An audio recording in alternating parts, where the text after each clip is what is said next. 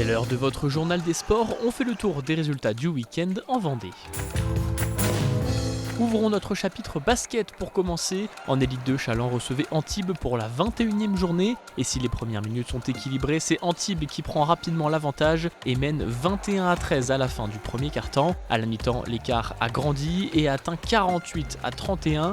Au retour des vestiaires, la physionomie reste la même. Antibes creuse même encore l'écart. 25 points de retard pour Challans, 69-45. Et malgré quelques réactions en fin de match, Challans ne peut contenir Antibes qui s'impose largement 91-67. C'est la plus lourde défaite de la saison pour les Vendéens. On n'est pas du tout dans ce qu'on veut faire. Dès le début, on n'a pas été dedans. On a eu des bonnes séquences, mais qui duraient très très peu de temps. Ce qui fait qu'on laisse s'installer cette équipe d'Antibes. D'entrée de jeu, on est parti sur un match offensif. À partir du moment où on n'est pas dans l'intensité sur ces actions défensives-là, on ne peut pas imposer notre jeu. Et on ne peut pas faire ce qu'on a fait au HTV très très bien, c'est-à-dire relancer, courir, leur imposer un repli constant. Dès la première seconde jusqu'à la dernière, on a été en retard quasiment sur toutes les situations défensives. À partir de là, on n'impose rien dans le jeu et on subit cette équipe d'Antibes qui, elle, déroule. Et elle a déroulé tout le match.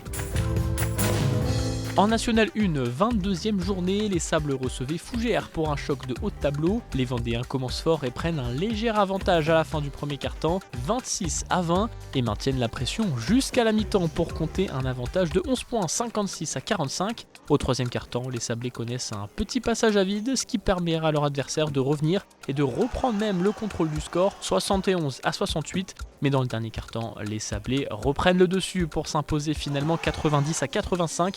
Une victoire très importante pour rester dans le top 7. C'est une belle victoire, c'était un adversaire qui nous réussissait pas énormément. Et puis ça faisait 2-3 matchs qu'on n'était pas sur ce qu'on voulait faire ici à l'Arena. Donc voilà, très content de l'avoir pris ce soir. Et puis ça nous relance vraiment pour le top 7. Maintenant on a encore 2-3 finales à jouer. On sortait d'une bonne victoire à Val-de-Seine. C'est vrai qu'à l'aller, on avait pris 20 points contre Fougères. On avait à cœur de se relever et de prendre une revanche. Je pense qu'on a mis les éléments pour gagner. Au final, on repart avec la victoire. Et voilà, on avait l'objectif d'aller dans le top 7. Pour l'instant, on y est et on va continuer.